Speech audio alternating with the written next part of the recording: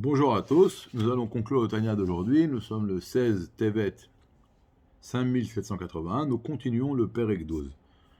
Donc, hier nous avons dit que le Benoni, bien qu'après la prière, ses désirs se réveillent, alors il ne va jamais penser à concrétiser ses ta'avot, ses demandes de l'âme animale.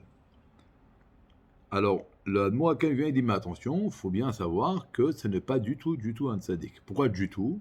Il y a deux tzaddikim, vous vous rappelez, le tzaddik Betovlo, donc ça c'est clair que le Benoni c'est pas un tzaddik Betovlo parce qu'il n'a pas de ta'avot.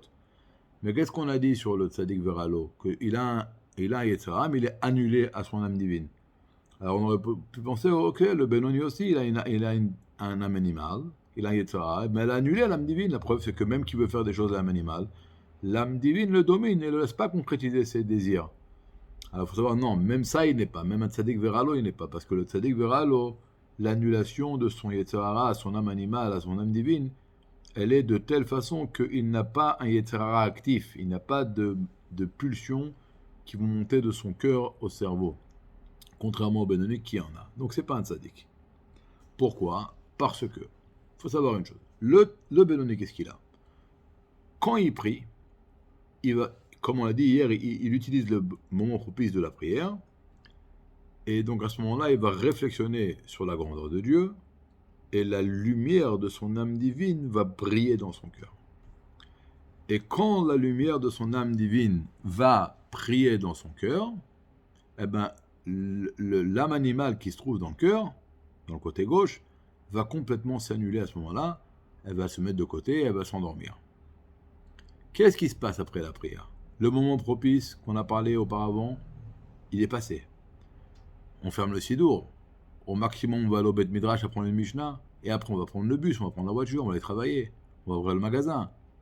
Ok? Donc, automatiquement, on va plus être en train de méditer sur la divinité. On va apprendre demain que la trace de la prière va nous aider à surmonter les terras toute la journée. Et après, on va apprendre qu'est-ce qu'on fait quand la trace de la prière ne brille plus. Mais bon, étape par étape. En tout cas, quelle est la situation du Benoni après la prière? Le Hadmour avec il dit que son cœur, il est ratsouf à Ava. C'est quoi ratsouf? C'est comme un ritzpa, un sol. C'est-à-dire que pendant la prière, son cœur est rempli d'amour de Dieu. Alors qu'après la prière, c'est comme un parterre, un tout petit peu d'amour. Et en plus, peut-être que pendant la prière, il a réussi à développer un amour pour Dieu qui est au-dessus de l'amour qu'on a en héritage de Avraham Avinu qui est notre papa. Après la prière, d'abord, l'intensité de l'amour va s'amoindrir énormément. Et en plus, ce qui va nous rester, c'est seulement l'amour naturel, qui est un grand amour.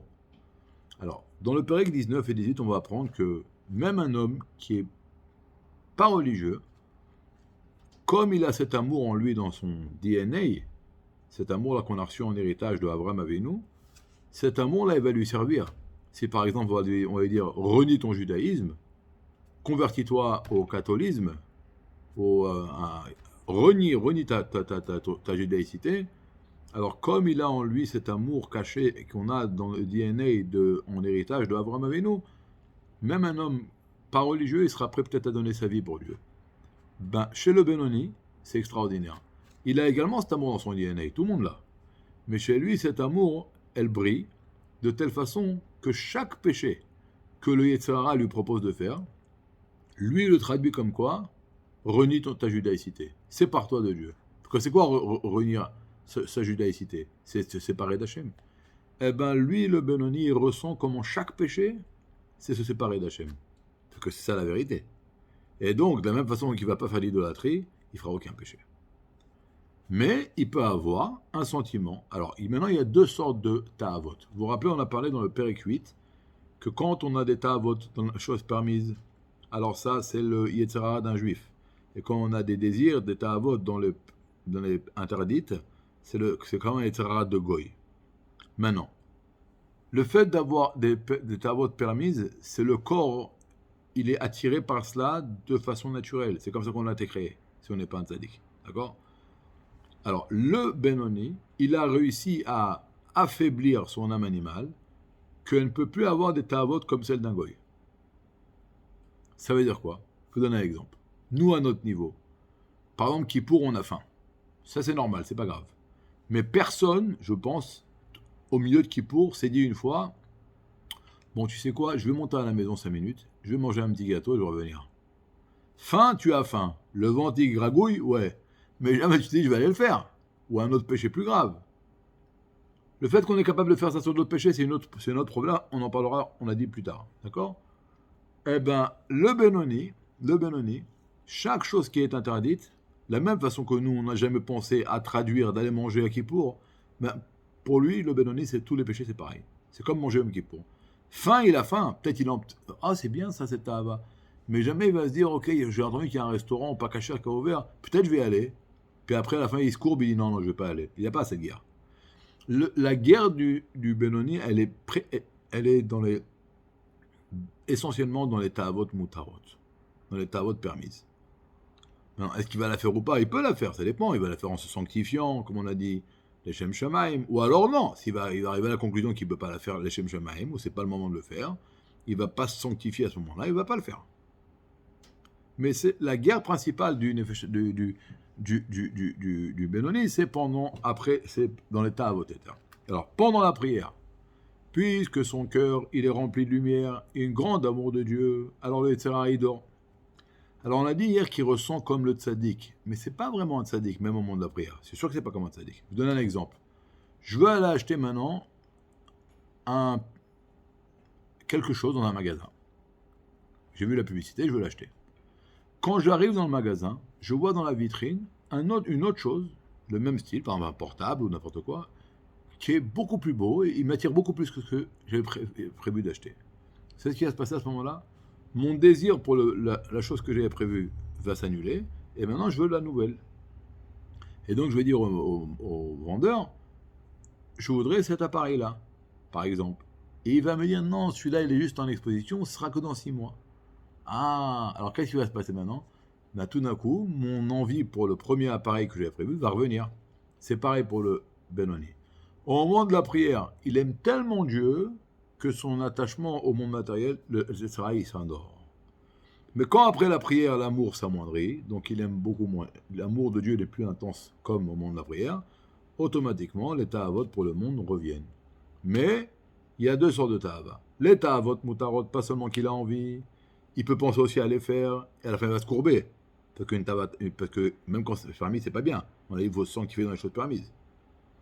Et dans les choses interdites, peut-être qu'il va avoir envie, mais jamais il va se dire, peut-être je vais le faire. Il n'aura pas une guerre, j'ai envie de le faire et je vais me courber.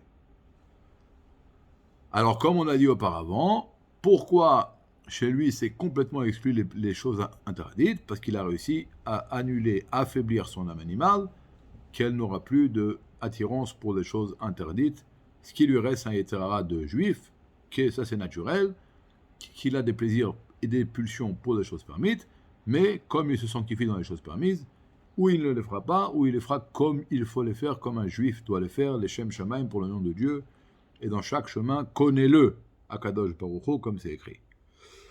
Maintenant, il ramène une preuve que il y a comme on a dit, la première pensée qui monte du cœur au cerveau, ça c'est pas de notre faute, et on ne sera pas jugé coupable pour ça. Hein. Personne ne viendra nous culpabiliser parce qu'on a une pulsion qui est montée du cœur au cerveau. On sera culpabilisé si au lieu de la repousser, on va l'accepter. Mais la première seconde, c'est pas notre faute. Comme on a dit, le Benoni, il va repousser ça avec les deux mains. C'est quoi les deux mains? Avec toute la force. Maintenant, il ramène une Gemara qu'il y a 3 péchés qu'un homme ne peut pas être sauvé d'eux tous les jours. Alors, il ramène que 2, parce que c'est ceux qui nous intéressent ici. C'est Hirur Avera, le fait d'avoir envie de faire un péché. Ça peut monter du cœur au cerveau, ça c'est pas ta faute. Mais c'est pas une Avera, c'est pas ta faute. Tu seras pas culpabilisé, juste qu'on a dit, il va le repousser immédiatement. Et Ayun Fila, c'est même un Benoni, au moment de la prière, il peut penser à des choses qui ne sont pas liées à la prière. Pas des choses interdites, bien sûr. C'est pas de sa faute non plus. Il n'a pas de dominance là-dessus. D'accord? Donc, ce qu'on doit faire, c'est prier. Au moment de la prière, avoir une grande lumière, un grand amour de Dieu qui brille dans notre cœur. Ça va endormir notre Yetzirah. Petite piqûre pour l'endormir, un petit somnifère. Après la prière, il va se réveiller. Mais on aura la force de dire les choses interdites complètement exclues. Voilà, une très très bonne journée, remplie de lumière, beaucoup de brachot. et Hatzlacha dans tout ce que vous allez faire aujourd'hui. Vous allez voir la bracha d'Hachem. Kol Touf.